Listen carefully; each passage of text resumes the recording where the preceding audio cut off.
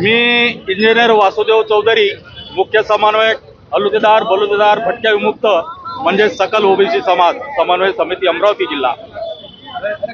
काही दिवसांपूर्वी या महाराष्ट्रामध्ये जो इतिहास आहे, महात्मा फुलेंनी शिवजयंती प्रथम सुरुवात केली, प्रथम पोवाडा लिहिला। एवढंच नाही तर या महापुरुषांनी या समाजासाठी जे काही केलं तो इतिहास पुसून टाकावे की काय अशा प्रकारचं एक वातावरण या महाराष्ट्रामध्ये तयार करण्यात येत आहे।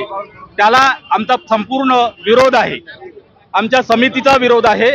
आम्ही जर या संदर्भामध्ये यांनी माफी मागितली नाही, त्यांनी केलेल्या विधानाची, त्याच्याही पेक्षा तीव्र आंदोलन करू, रस्त्यावर उतरू, काय वाटेल ते आमचं झालं तरी चालेल, पण याच्यापासून आम्ही तुझभरही मागे हटणार नाही।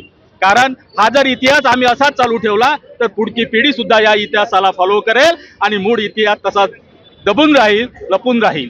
आणि म्हणून आमची आग्रहाची नम्र विनंती आहे मोहनरावांना या संदर्भामध्ये माफी मागून आता जो महाराष्ट्रामध्ये जो गोंधळ सुरू झालेला आहे हा थांबवण्याचा प्रयत्न करावा। धन्यवाद। मी इंजिनियर वासुदेवराव चौधरी, मुख्य समन्वयक हलुतेदार बलुतेदार भटक्या विमुक्त सकल ओबीसी समाज अमरावती जिल्हा। डॉक्टर गणेश खारकर, उपमहापौर माजी अमरावती।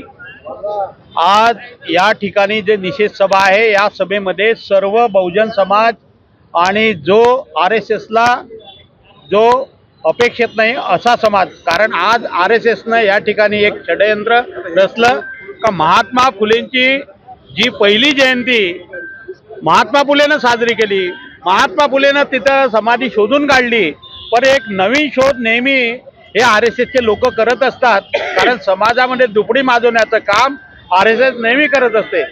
आदरणीय मोहन भागवतजीनं सांगितलं का ही लोकमान्य टिळकांनी समाधी शोधली, तर जे इतिहासाचे दाखले आहेत ते तुम्ही बदलू शकत नाही आणि इतिहास त्याच्यामध्ये लिहिला गेलेला आहे का ही पहिली समाधी शोधण्याचं काम महात्मा फुलेंनी केलं आहे। म्हणून आम्हाला वाटते का हे जे इतिहास बदलणारे आहेत RSSचे नेते मोहन भागवत यांचा आम्ही सर्व संघटनांच्या वतीनं निषेध करतो।